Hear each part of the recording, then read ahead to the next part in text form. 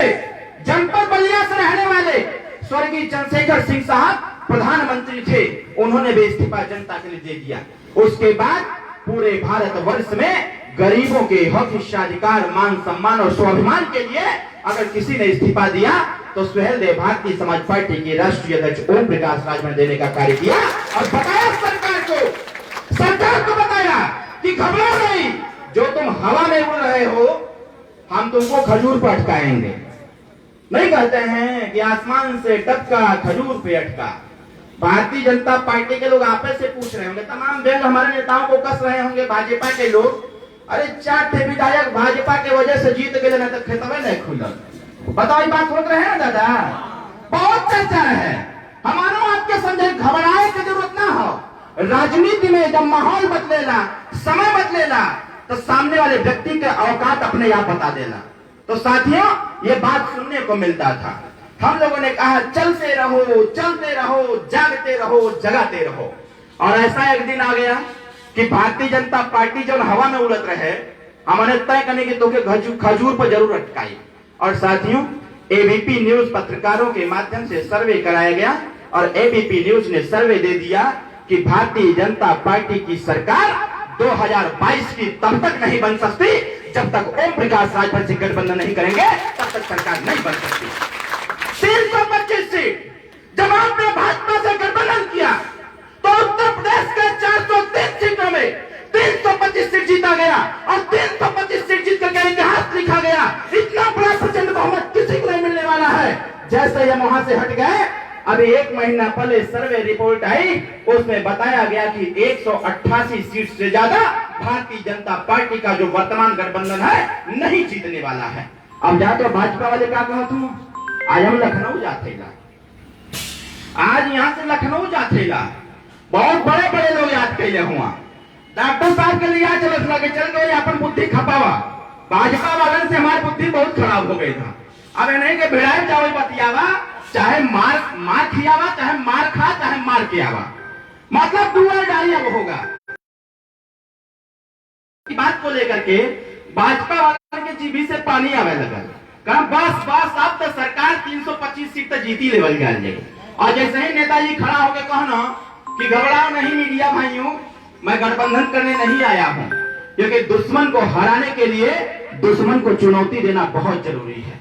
जाकर के स्वतंत्र सिंह से कहा गया, उनके सामने कहा गया कि अगली बार तुम्हारी सरकार नहीं बनने दूंगा, यही कहने आया हूं, एक कप चाय पिलाओ।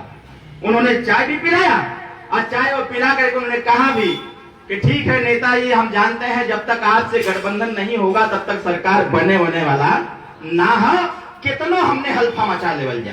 तो साथियों, 188 सीट। अब भारतीय जनता पार्टी ने पूरी ताकत लगा दिया। अभी परसों मंत्रिमंडल का विस्तार हुआ, 3 कैबिनेट बनने थे, एक के बना के छोड़ दिए। 4 एमएलसी होना है, तय नहीं हो पा रहा है। केंद्र में केंद्रीय मंत्री बनना था राजभर, वो तय नहीं हो पाया।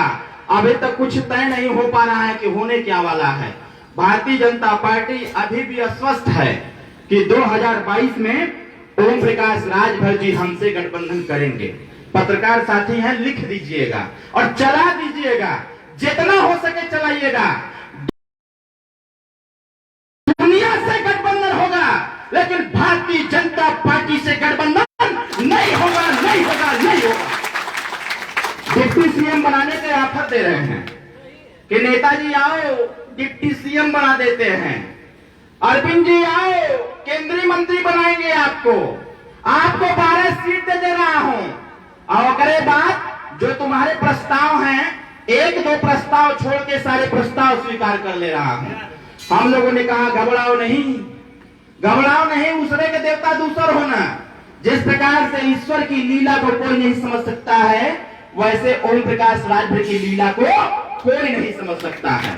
तो आप बताओ, यहाँ इतने लोग हैं, भाजपा जितना प्रस्ताव दे रही है, ये मंत्री संतरी वाला ले लेवल जा, बोला ले लेवल जा। अरे आप आए 10 सरसों का तेल 250 बा, जैसे ही साथे गई 500 हो जाए, तो हम ही के गरीब है सब लोग, किला गरीबन के बात करत अकेले मलाई काटत हुआ। तो साथियों, हमारी दिली इच्छा है कि भाजपा भी परसों नरसों में और माननीय नेताजी हमारे नेता मेहनत कर सकते हैं आपके बच्चों के विकास के लिए, आपके बच्चों को अच्छी शिक्षा के लिए, आपके पढ़े लिखे नौजवानों के रोजगार और नौकरी के लिए। तो आप बताओ नेताजी की विचारधारा को गांव गांव तक क्यों नहीं पहुंचा सकते? आपको थोड़ी सी मेहनत करने की आवश्यकता है। जब आप थोड़ी सी मेहनत बढ़ाएंगे, जिस प्रकार से आज हम यहाँ आए हैं, सबकी निगाह हमारे पर है। मैं यहाँ आया हुआ हूँ, LIO के लोग टहल रहे हैं कि अरविंद राजभर जी क्या बोल रहे हैं, तो लिख दीजिएगा मेरे भाई मेरे मित्र कि अरविंद राजभर ने कहा कि सबसे गठबंधन होगा लेकिन भारतीय जनता पार्टी से गठबंधन नहीं होगा। तो बताओ सही रही कि गड़बड़ रही? कितना लोग चाहत हुआ कि भाजपा से गठबंधन न होए? सब चाहत हम ना होए ना, सही ना? काहे बताओ, बताओ काहे, जानते हो काहे? आज के 2014 में भाजपा वाले नारा दिया, बहुत हुई महंगाई की मार, अब की बार मोदी सरकार, यह ना होता है। तो मतलब वो समय महंगाई रहे, तो आज तो संत कबीर नगर में खूब सस्ताई चपले हुई, यहाँ तो सब सामान सस्ता मिलत हुई। हमारे बनारस में सिलेंडर सरवा 1 रुपया के मिलत है। इस समय मोदी जी का क्षेत्र है बनारस, 1 रुपया में सिलेंडर मिलत था। और जो दाल हो गई बा 150-200 रुपया किलो, वो तो 25 पैसा किलो मिलत बा सरवा, जेके लेवे के चलो हमरे बनारस में। तो वहां हाल जरूर हुई। आप बताओ सामान सस्ता करने या महंगाई खत्म करने के लिए किसकी सरकार लाई गई थी? भाजपा की। मोदी जी कह रहे ना कि सारा सामान सस्ता कर देंगे, तो आज महंगाई के बढ़ावत था, हम आप बढ़ावत है महंगाई? महंगाई तो मोदी जी ने बढ़ावत हुआ। आज सिलेंडर का दाम 1000, सरसों के तेल का दाम 250 रुपया लीटर, दाल हो गया 175 रुपया किलो, चीनी हो गया है 90 रुपया किलो। आप बताओ जाओगे कहां? पढ़ाई लिखाई होना नहीं है। एक दिन भाजपा के लोग नेताजी से कहे, योगी जी गए कुशीनगर में भाषण दिए कि हमारी सरकार में एक ऐसी योजना चल रही है, एक ऐसी योजना चल रही है 164 योजना के बाद। वो योजना ऐसी योजना है कि भिखारी अगर उस योजना का लाभ पा जाता है तो राजा हो जाता है, गरीब वो योजना का पा जाता है तो वो अमीर हो जाता है। अब हमको बड़ी चिंता धर लिया कि योजना संत कबीर नगर में काहे ना लागू होता। अब हम परेशान हो गए। हमने पूछा नेताजी से कि आप भी मंत्री रहे, हम भी मंत्री रहे। अमित शाह जी एक सांस में 164 योजना का नाम गिनाते हैं, उसमें तो वो कभी चर्चा नहीं किए थे कि नहीं एक ऐसी योजना हमारी सरकार में है जो अमीर और राजा बनाएगा। वो योजना का नाम बताइए। नेताजी कहे यार योजना का नाम तो हमको ना पता है, तैसे तो ही पता करके बताओ। हम गूगल बाबा से पूछ लिए कि भाजपा सरकार की वो कौन सी योजना है जो 1 मिनट में राजा और अमीर बनाती है। गूगल ने कहा कि मेरे पास ऐसा कोई रिकॉर्ड नहीं है। हम कहे सही बात है, जिसका कोई रिकॉर्ड गूगल के पास ना हो, योगी और मोदी जी के पास जरूर रहेगा। हमने तुरंत लगाया फोन यहाँ के डिप्टी सीएम साहब को। हमने कहा डिप्टी सीएम साहब, अरे हम गरीबा है योजना बताइए तो हम राजा हो जाती। वो कहने की ना जानते काम के ना, कहते एक योजना चलती है हमारी सरकार में, वो योजना है दारू वाली। जानते हो दारू वाला? पहले आज के 6-7 साल 8 साल पहले जवन दारू का दुकान घनघटा बाजार में रहे, और वो दारू का दुकान इतना विकास कैले है कि गांव तक पहुंच गया है। बताओ सही है कि गलत है? सही बताओ, सही है कि गलत है? तो बताओ उत्तर प्रदेश से दारू बंद होए के चाहिए कि ना होए के चाहिए? बंद होए के चाहिए। अब ये चढ़ावत हुई खुगड़ी आवत हुई, अरे सरवाया कर दारू बंद करावे खातिर तो पिए जा के पिए के हम जे पिए तो पिए 4 महीना और बा, 4 महीना के बाद तय करा देवल जाए कि पूरे उत्तर प्रदेश में, गुजरात और बिहार के तर्ज पर उत्तर प्रदेश में दारू बंद किया जाएगा। पूरे उत्तर प्रदेश के किसी बाजार, किसी चट्टी चौराहे या गांव में दारू बेचते हुए कोई मिल गया, उसका दोनों हाथ कटवा करके गोली मरवा दिया जाएगा, न रहेगी बात, न बजेगी बात। तो लोग कहते हैं कि तो गड़बड़ बोल दिए। अभी परसों नरसों माननीय महामहिम राष्ट्रपति महोदय ने कह दिया कि नाबालिग बच्चियों के साथ रेप करने वाले लोगों को बीच चौराहे पर फांसी दिया जाएगा। वही मैं भी चाहता हूं कि दारू गरीब पियत हो। अब समस्या ही ना कि गरीब पियत हो, समस्या ई बा कि पहलवा बड़े बुजुर्ग पीते थे। अब इतना विकास कैले हुआ हमारे सरकार के लोग कि अब ओके नौजवान और लड़का भी पिए चालू कर देने हुआ। समस्या इस बात की है इसलिए हम लोग चाहते हैं कि उत्तर प्रदेश से दारू बंद किया जाएगा। और एक साल सरकार दारू पिलाने के लिए 22,000 करोड़ रुपया लगाती है। कितना लगाती है? 22,000 करोड़ रुपया देश और प्रदेश की सरकार लपट करके दारू उत्पादन में पैसा देती है। इतना बजट है इसका। आप बताओ, ईमानदारी से कार्यकर्ता साथी, यहाँ कार्यकर्ता ही आप हैं, आप जाके गांव में इस चीज को पूछो, क्या दारू पीने से गांव का जो प्राइमरी स्कूल है, क्या उसके शिक्षा में सुधार हो सकता है? क्या दारू पीने से संत कबीर नगर में एक भी फैक्ट्री नहीं लगी है? क्या दारू पीने से फैक्ट्री लग सकती है? नहीं। क्या दारू पीने से जो लड़का आपका पढ़ लिख लिया है उसको नौकरी मिल सकती है? नहीं। तो साथियों, जब प्रदेश के विनाश में सबसे बड़ा जड़ अगर दारू है, तो सबसे पहले उत्तर प्रदेश से दारू बंद होना चाहिए। ये ओम प्रकाश राजभर की विचारधारा गांव तक जाके बताइएगा। आप गांव में जाके बताओ कि उत्तर प्रदेश से दारू बंद होगा और व्यवस्था बनाया जाएगा। अगर देश में एक प्रधानमंत्री है कि 4 हुआ प्रधानमंत्री, यहाँ एक न हुआ, अगर देश में एक प्रधानमंत्री और प्रदेश में एक मुख्यमंत्री, देश एक है, संविधान एक है, नियम एक है, कानून एक है और सिर्फ एक हमें देने का अधिकार है, तो फिर शिक्षा में दोहरी व्यवस्था क्यों है? हमारे आपके वोट के दम पर, ये गांव में जाके आप बताइए कि हमारे आपके वोट के दम पर नेता के बच्चों के लिए कॉन्वेंट स्कूल दिया जाता है। उनके स्कूल में बाकायदे लैपटॉप, टैबलेट, अच्छी किताबें, अच्छा स्कूल, क्लासरूम में ऐसी सारी व्यवस्था है। और वही जो असली लोकतंत्र के स्तंभ कहे जाते हैं गरीब, जो लोकतंत्र को स्थापित करते हैं, गरीबों के लिए सरकार व्यवस्था बनाई है गांव का प्राइमरी स्कूल। आपके दम पर नेता का बेटा कंप्यूटर पढ़ेगा और वही नेता जब खड़ा होकर व्यवस्था बनाता है तो कहता है कि गरीब का बेटा गांव के प्राइमरी स्कूल में जाएगा, उसके झोले में थरिया, गिलास, कटोरी होगा और वो पढ़ाई पढ़ेगा। क कबूतर उड़कर आया, ख खरबूजा लेकर खाया, ग गमला में फूल सजाया, ख घड़ी में समय बताया और अंग्रेज माने हमको कुछ नहीं समझ में आया। एक तरफ अमीर के बेटे को पढ़ाया जाता है, A for apple, B for boy, C for cat, Z for zebra, और सांकेतिक भाषा में होता है कि गरीब गरीब रह जाएगा और अमीर का बेटा पढ़ाई करके घोड़े की रफ्तार से अपनी नौकरी को पाएगा, और गरीब अगर गरीब है तो उसका बेटा भी गरीब रह जाएगा। यह व्यवस्था सरकार चलाने का काम कर रही है। एक दिन जब हम लोग सरकार में थे, पत्रकारों ने पूछा कि देश के प्रधानमंत्री कह रहे हैं कि 1 नेशन 1 इलेक्शन, एक राष्ट्र एक चुनाव हो जाए तो कैसा रहेगा। हमने कहा सबको सरकार बनाने की चिंता है और सुहेलदेव भारतीय समाज पार्टी को चिंता है कि गरीब और अमीर का बेटा एक स्कूल में कैसे पढ़ेगा। जो पढ़ाई गरीब के बेटे को मिले वही पढ़ाई अमीर के बेटे को मिले, जो पढ़ाई अमीर के बेटे को होना चाहिए वही गरीब के बेटे को होना चाहिए। हम चाहते हैं 1 नेशन 1 एजुकेशन, एक राष्ट्र एक शिक्षा की जब तक बात नहीं होगी तब तक गरीबों का विकास होने वाला नहीं। आप बताओ ये होना चाहिए कि नहीं होना चाहिए? जो पढ़ाई अमीर के बेटे को आपके पैसे पे दी जा रही है वही पढ़ाई आपके बेटे को मिलना चाहिए कि नहीं मिलना चाहिए? अब आप बताओ, जब उत्तर प्रदेश से दारू बंद कराऊंगा तो जो 22,000 करोड़ रुपया बचेगा, उस पैसे का प्रयोग जानते हैं कहां करेंगे?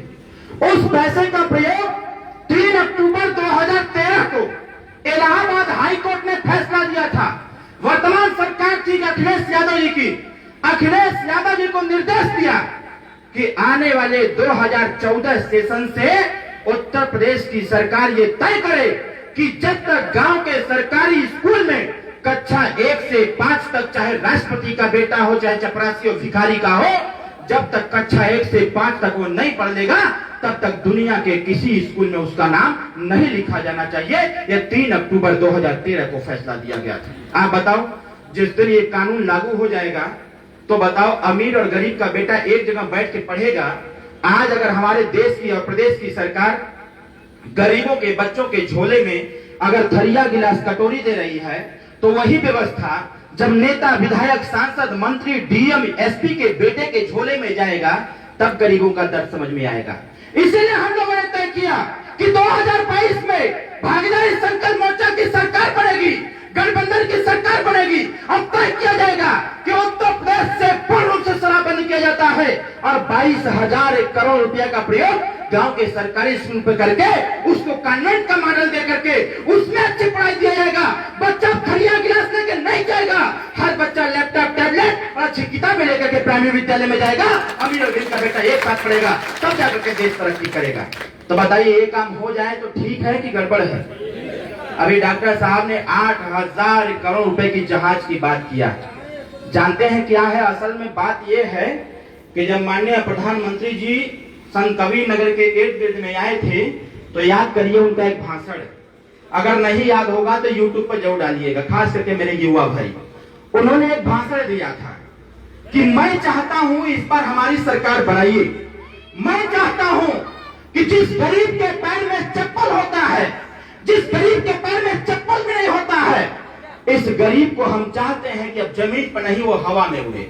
अब जनता लगल परेशान होती है, ऐसा कौन योजना आ गई बा कि मोदी जी कहले हुआ कि जौन गरीब के पैर में चप्पल ना बा वो हवा में उड़ जाए, तो हमारे तक पंखो ना हो, कैसे उड़ब? तब तक दूसर के दिन टीवी पर फिर आगे ना के कहत हुआ कि देश के जितना जहाज हुआ, हम चाहतानी कि देश के जहाज पर जेकरे पैर में चप्पल भी ना हो, जेकरे पैर में चप्पल बाटे, ई दू लोगन के हम जहाजी पर बैठा करके एक देश से दूसरे देश भेजी, एक प्रदेश से दूसरे प्रदेश भेजी। यहाँ कितना लोग गए भैया? मोदी जी के सहयोग से कोई गयल? अचानक हुआ जब लॉकडाउन लगल, संत कबीर नगर के तमाम बच्चों का सहयोग हम लोगों ने किया पार्टी की तरफ से। जब लॉकडाउन लगा, जब असल में जिनके पास चप्पल नसीब नहीं था, जब उनको जहाज पे चढ़ना हुआ, तो मोदी जी ने कह दिया कि जहाज उड़ने वाली नहीं है। ट्रेन आया तेजस कि दिल्ली से लखनऊ 2 घंटा में और लखनऊ से संत कबीर नगर 1 घंटा में, ऐसी ट्रेन चलाएंगे मोदी जी। जब असल में इस नौजवानों के लिए जब पंजाब, गुजरात, महाराष्ट्र गए थे काम करने के लिए, जब ट्रेन का सहारा लेना हुआ, तो केंद्र की सरकार ने कह दिया कि ट्रेन चलने वाली नहीं है, छुच्छी मौसी पालगी, जिया बचवा अपने भाग से। उन्होंने कहा कि जैसे आओ वैसे आओ। अब गरीब अपना चढ़ाई कर दिया, घरे से माई फोन करा था कि बच्ची जल्दी चली आओ, वहां तो दिन भर काम करत रहे, तो शाम के भोजन मिलत रहे, काम धंधा बंद हो गया, कैसे जी पाओगे? कुछ भी करके तुम चले आओ। लड़का माँ की चीख और पुकार को सुनता है और भागते भागते कहता है कि कुछ हो जाए, सबसे पहले मरब चाहे जिया, लेकिन अपने गांव जरूर पहुंचब। साथियों, आप याद करो उस दृश्य को, आप याद करो उस दृश्य को। यह भारतीय जनता पार्टी की सरकार है जो आपको हसीन सपना दिखाया। जब उस सपने को साकार करने का वक्त आया, तो साथियों आपको पैदल भेज दिया और लोग गुजरात से, महाराष्ट्र से, कोलकाता से, चेन्नई और चाइन कहां से लोग पैदल मूव कर दिए। और पैदल आते आते साथियों जब यूपी के बॉर्डर पर पहुंचे, तो हमारे प्रदेश के मुख्यमंत्री महोदय ने कह दिया कि जितने प्रवासी मजदूर हैं, एक भी मजदूर उत्तर प्रदेश में प्रवेश न कर पावे, भले ही उत्तर प्रदेश का। साथियों, बॉर्डर पर क्या फोर्स लगी थी? बीएसएफ के जवान लग गए, आर्मी के लोग लग गए, सेना लग गई, उत्तर प्रदेश पुलिस की फोर्स लग गई।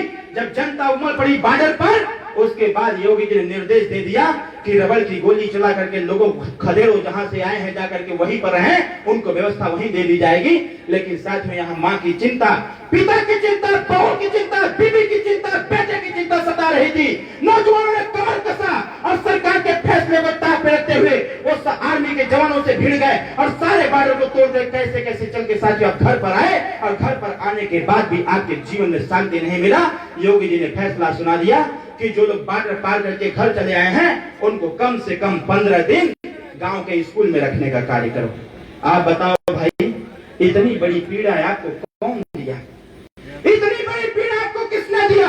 इतनी बड़ी पीड़ा जो अच्छे दिन लाने की चिंता कर रहा था, जो अच्छे दिन लाने का सपना दिखा रहा था साथियों, वो सपना ऐसा आपका पूरा किया कि गरीब न इधर का रह गया, न उधर का रह गया। इन सारी बातों गांव में जाकर बताओ, आप इस बात की चर्चा करो कि ओम प्रकाश राजभर इस पर चाहता क्या है। ओम प्रकाश राजभर चाहता है जो लॉकडाउन के दौरान हमारे नौजवानों ने जो पीड़ा सहा है, जो लाठी सहा है, अब वो लाठी किसी भी गरीब के ऊपर नहीं होना चाहिए।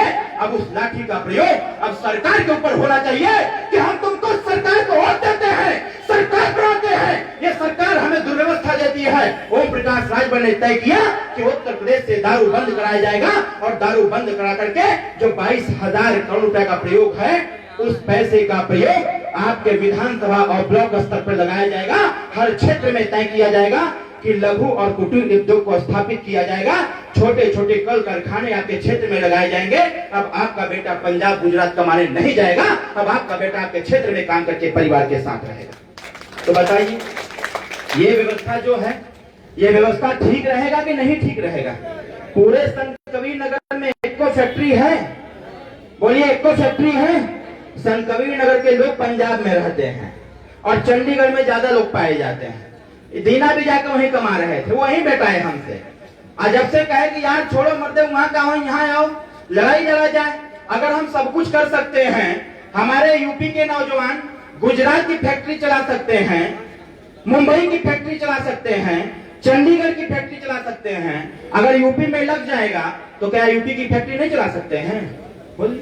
तो साथियों लड़ाई इसी बात की है, ये देश में अगर हमने है तो हमनों के हिस्सा मिल के आप लोगों के चिंता हुई कि नेताजी पे गठबंधन कैसे करी है, इनके ज्यादा चिंता है उमेश के।